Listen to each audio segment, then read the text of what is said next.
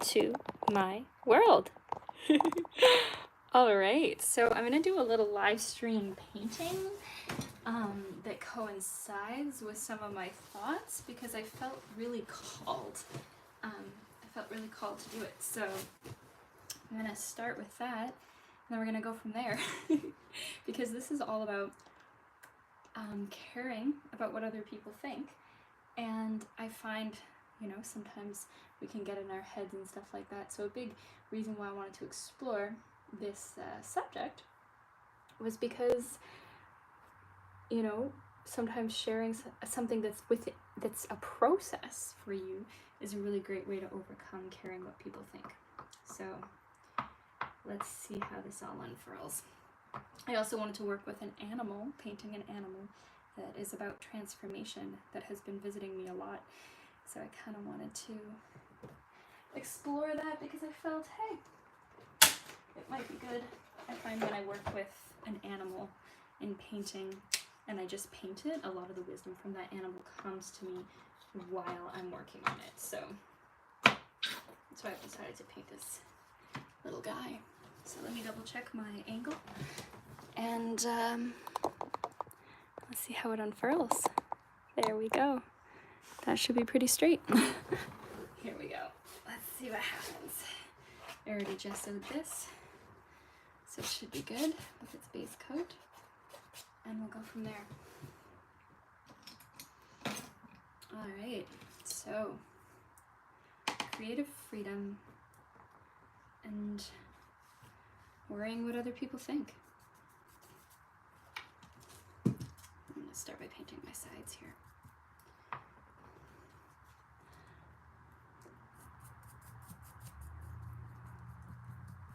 All right, so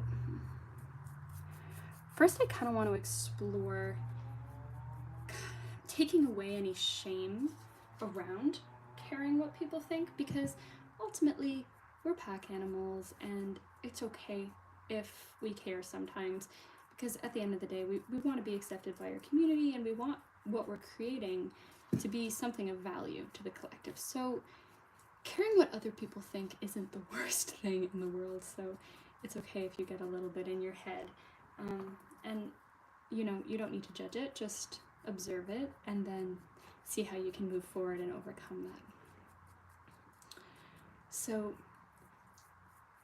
an interesting, very relatable story about caring what people think is I've wanted to do this podcast for a while. I've been really excited about the concept, and I've just been really excited about talking about creative freedom, and I felt like it would be a really good next step for me. I felt the ping for a while, it felt good, and I just kept not doing it.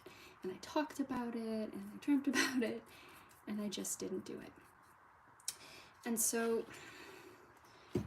the way that I actually overcame that was just by jumping before I could think too much about it. I mean, granted, I thought about it for years, but finally one day I was like, okay, you know what?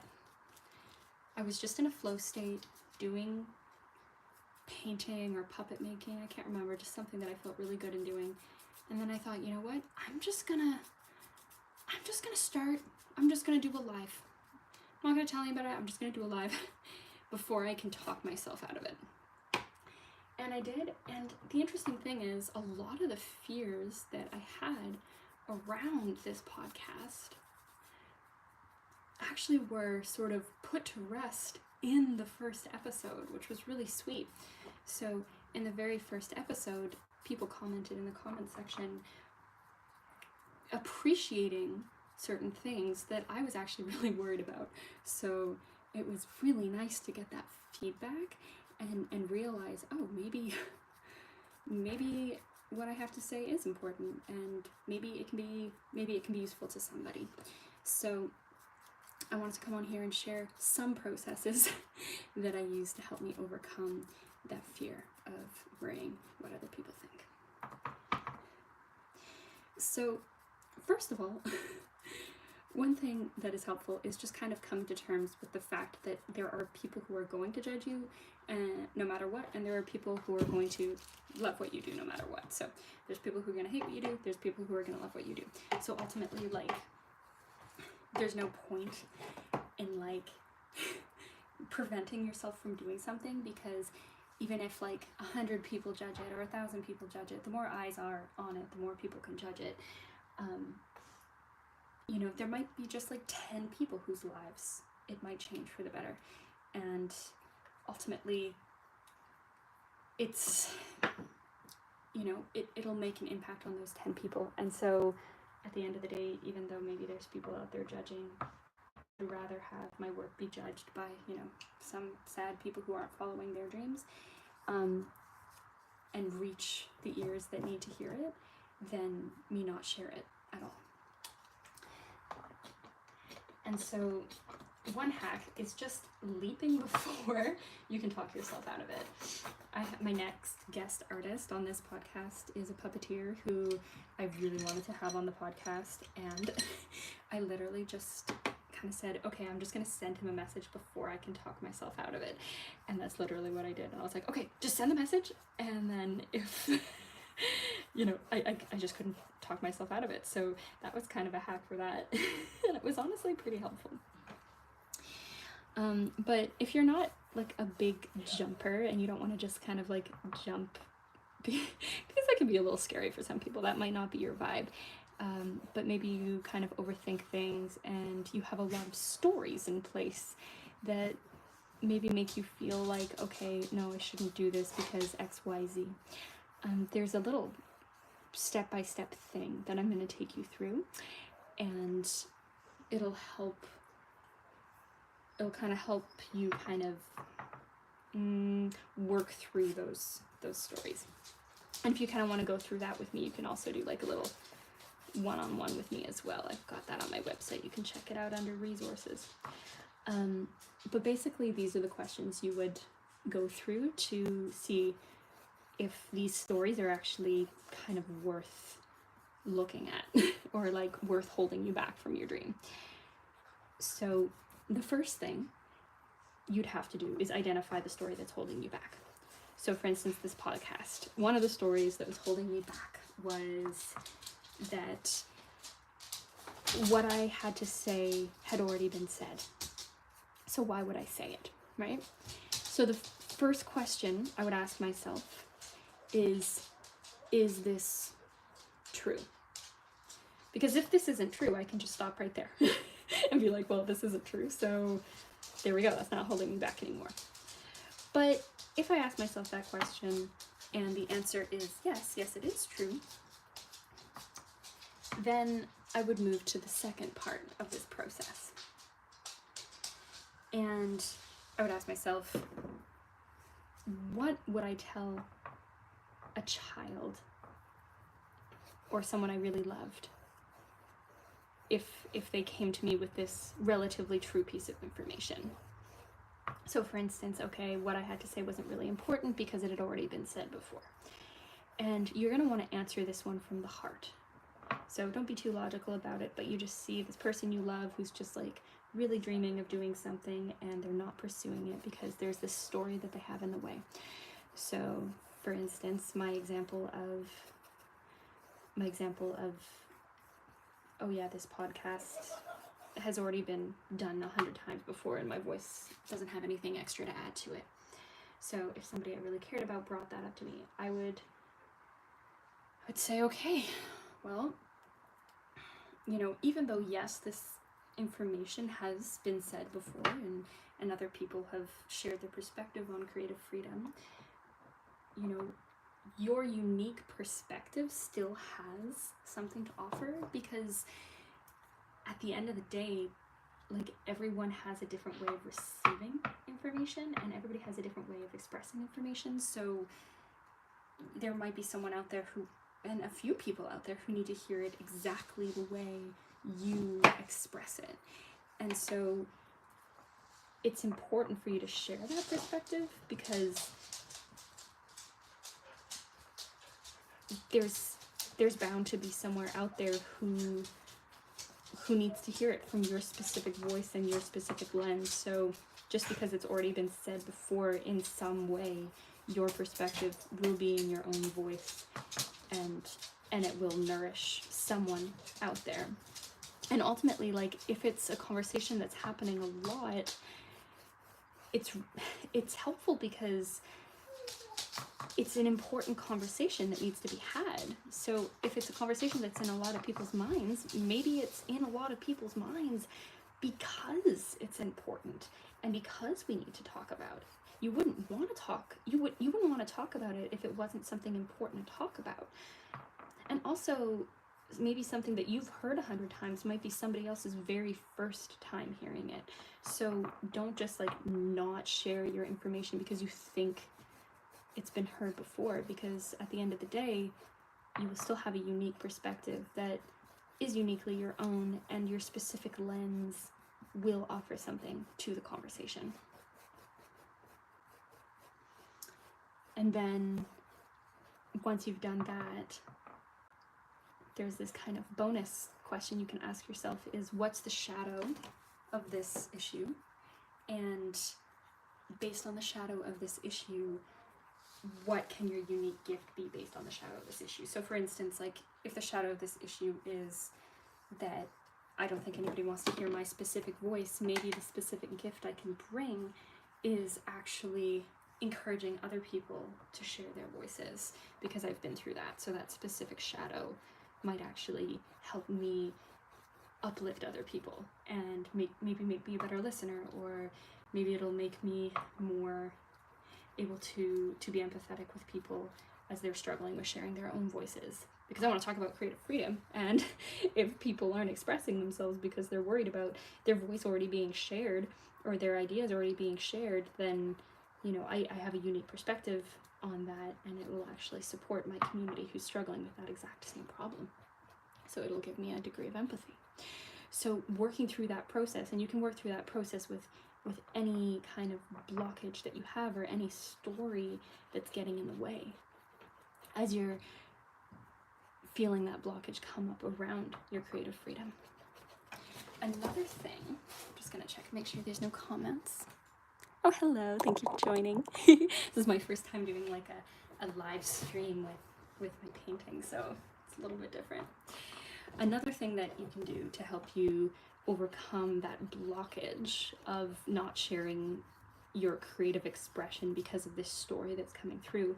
Say you go through that process, and after having gone through that process, you still don't really see like the end of the tunnel. You're like, you know what? I don't think my voice has a unique perspective, and so I don't have anything to add to the conversation. And it's true, and you just stop right there, and you don't have anything to say to your inner child, and it just stops right there. That might be a really good time to call in a mentor, because sometimes they have a perspective, just one piece of the puzzle that'll be helpful. And you can find your mentor just online, in person, but you're going to want to find someone who is just, doing the thing that you want to do. And they may even just have a video on the internet or whatever it is, but finding a mentor who's been where you want to go, or who just got out of where you want to go, and having that perspective, because when you have that perspective, it'll make it much easier for you to take that leap, because then you're not like the first one doing it. And granted, if you have this vision and this dream, the right mentor will fall into your lap. So that's kind of another good little hack for helping you overcome any kind of blockages around pursuing your dream and your passion, is just finding the right mentor. And the way that you find the right mentor is they speak your language, so you understand what they're saying. If you don't understand what they're saying, it probably isn't the right mentor for you. And they meet your nourishments, right? So some people work really well with like a stern mentor who's like real tough love kind of energy, and then some people really need like a super gentle mentor. So go back to your kind of history of remembering the mentors that really supported you, and the ones that you found yourself the most successful with. Like you're like, oh, my grade 3 drama coach was my favorite mentor, or my this or my that. So whichever mentor really like landed for you and really got the job done, and that you felt really took you to where you needed to go, and did it in a way that felt right for you. So you you can kind of ask yourself that question and choose your mentor based on that information.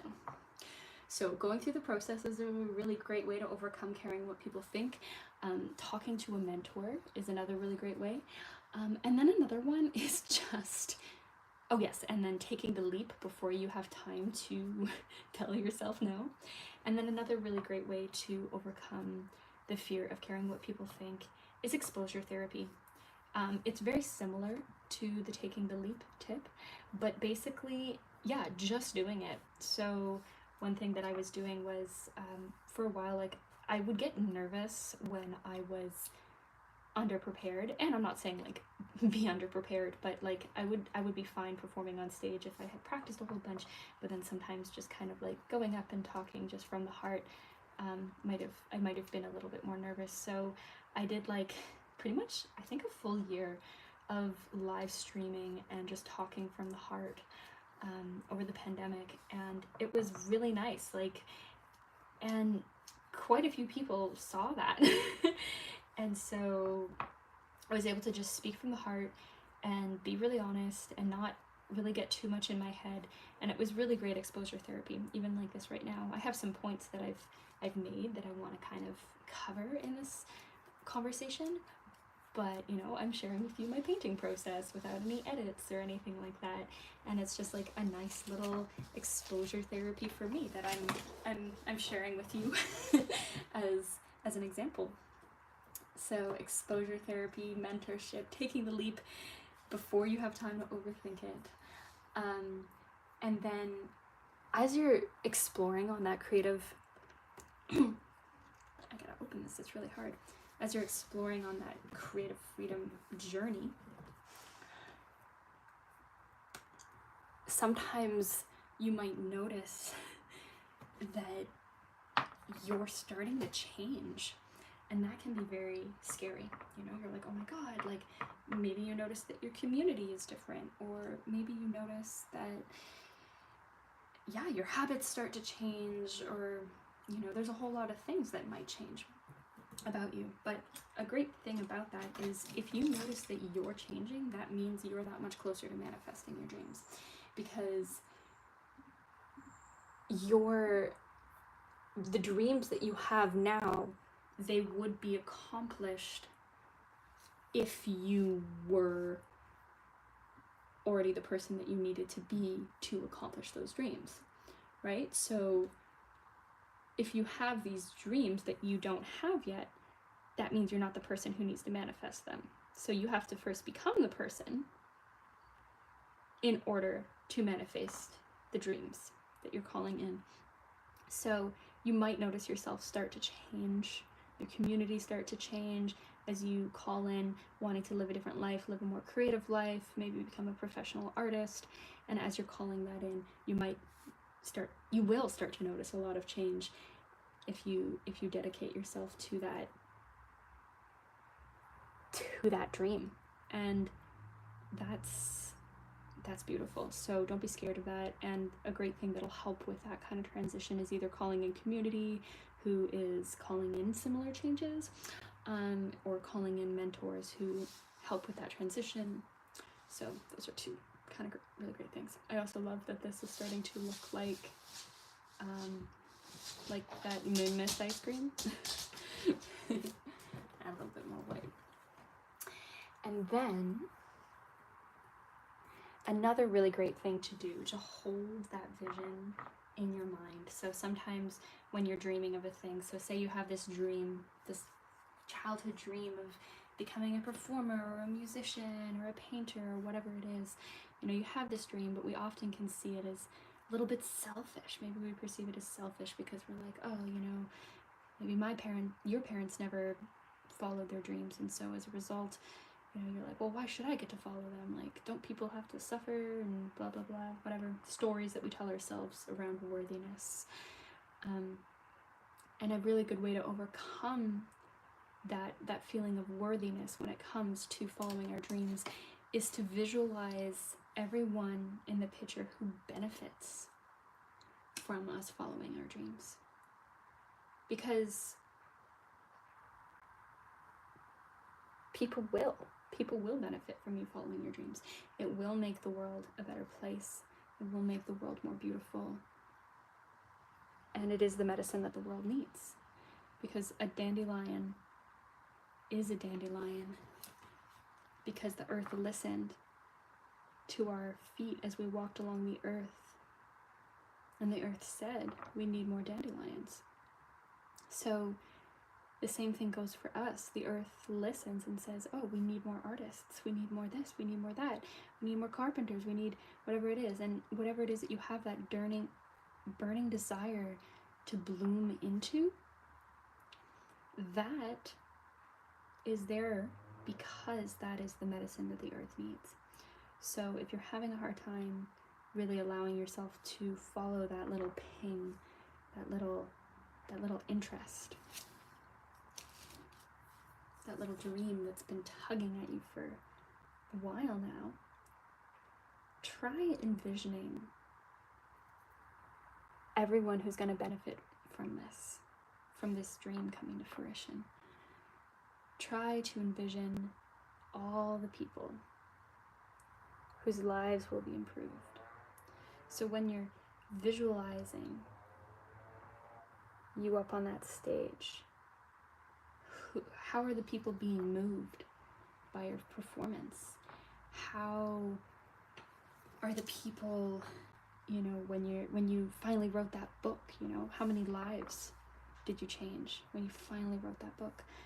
How, maybe you want to be a painter. It's like, how do people feel when your art is hung up in their homes, or when they're wearing your art, or whatever it is?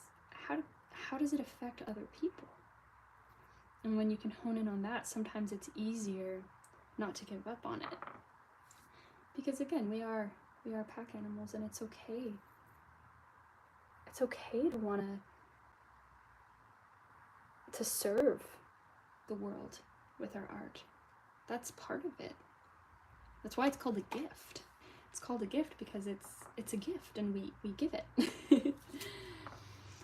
It's a gift and we give it. So when you let yourself visualize the whole picture of who's benefiting, how does your family benefit? How do your children benefit? How does your community benefit?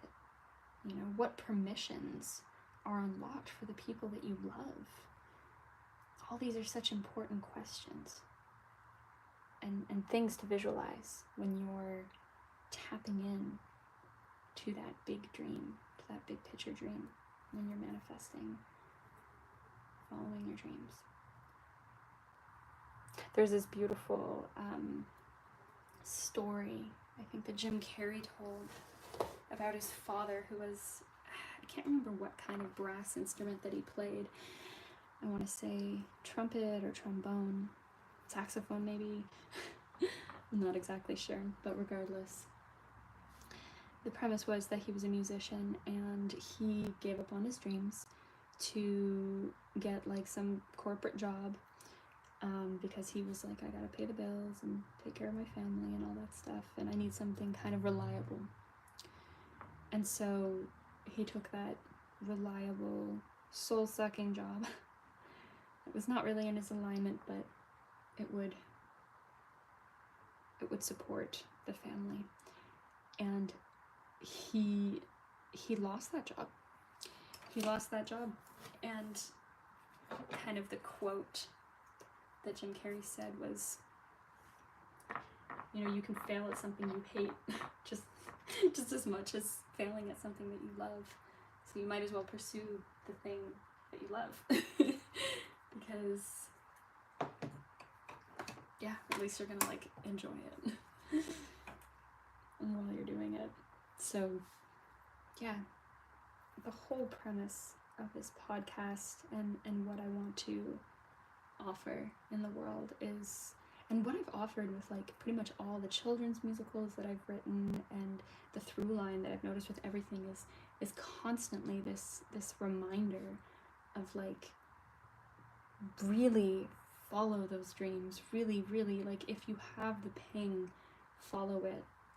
And the beautiful thing is, if if you're not sure what the next step is, there's, you know, I know sometimes with the internet, when we're in comparison, it can be really stressful because we're like, oh my gosh, like, I want to do this thing, but somewhere halfway across the world does it like 100 times better than me, and, you know, they're like so much younger than me, and la-di-da-di-da. But it's like, you know, if we move into collaboration rather than comparison and allow ourselves to learn from those people who are younger than us and more talented than us, or, you know, however we want to perceive talent, if we can learn from those people instead of, you know, comparing ourselves to stopping, like instead of like stopping doing what we love, then there'll just be more artists, you know?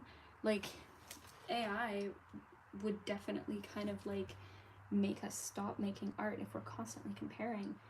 But if we just allow ourselves to be inspired by everything, like for me, AI inspires me it allows me to be a little bit more imperfect, because I'm like, oh, this is neat. Like, people will love to see the stamp of my human essence. So actually, the beautiful thing is I can actually be imperfect, and people will be happy to see that because they'll know it's me. I'm not always the best at spell checking, and so sometimes I'll say something that's a little bit convoluted, and I'm like, hey, you know, I can't remember, I can't remember what show it was that I did, but I did something and I looped it and it was awkward, and I just kind of had a chuckle, and I was like, well, y'all know I'm not AI. And so those beautiful imperfections we can actually start to embrace a little bit more, because I think we're starting to crave it. And so the humanity of it all, and it's really beautiful to see someone's process and someone's journey. Like, I'm really excited to see how this is going to improve, and the reason why I'm excited about sharing this podcast exactly as it is, like, instead of waiting till it's perfect to release it, is like, maybe somebody wants to release a podcast and all they have is a phone.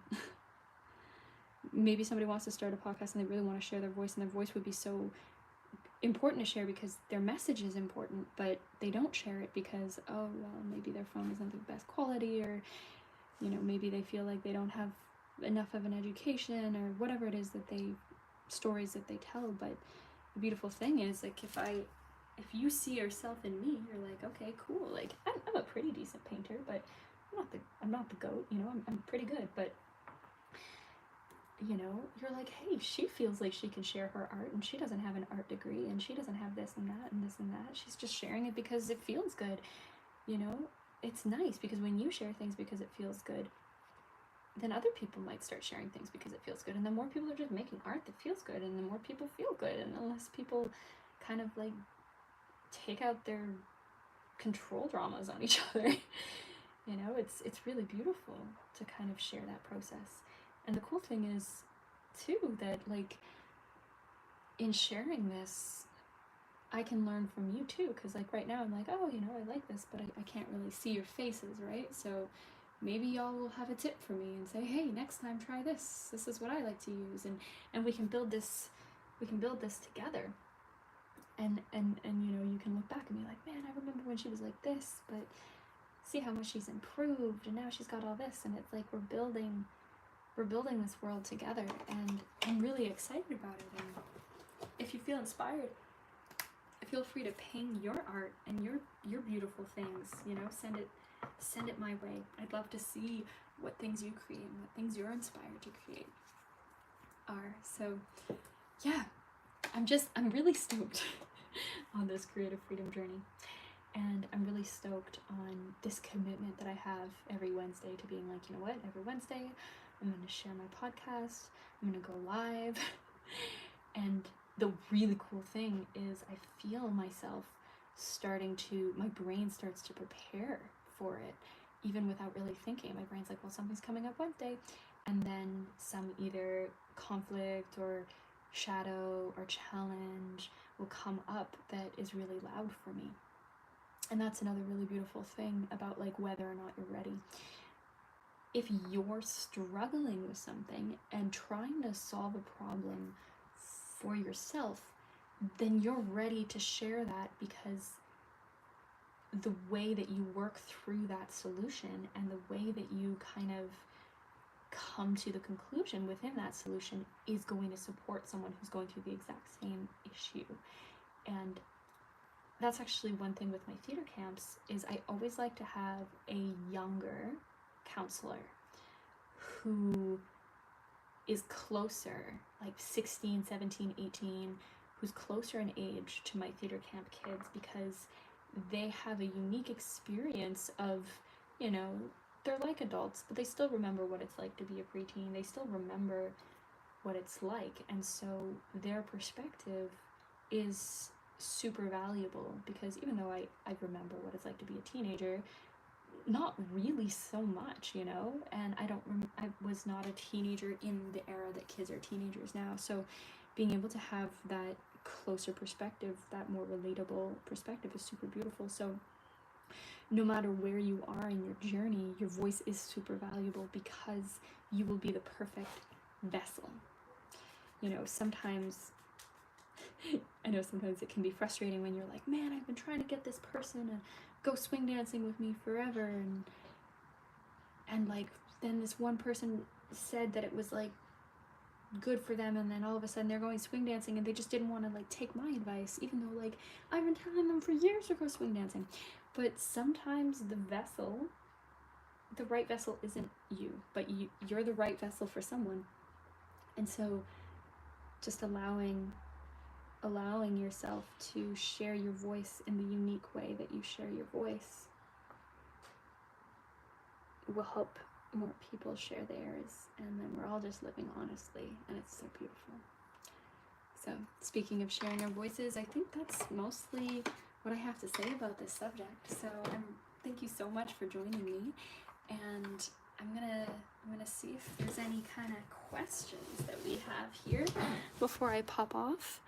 I don't see any comments, so I'm just gonna pop off, and I'll share some pictures of this little scarab that I'm working on. The scarab is all about transformation, and a bunch have visited me, so that's what I've been working on. And thank you so much for joining. If you have any questions, pop them in the comment section, or you can reach out to me on social media or on my website.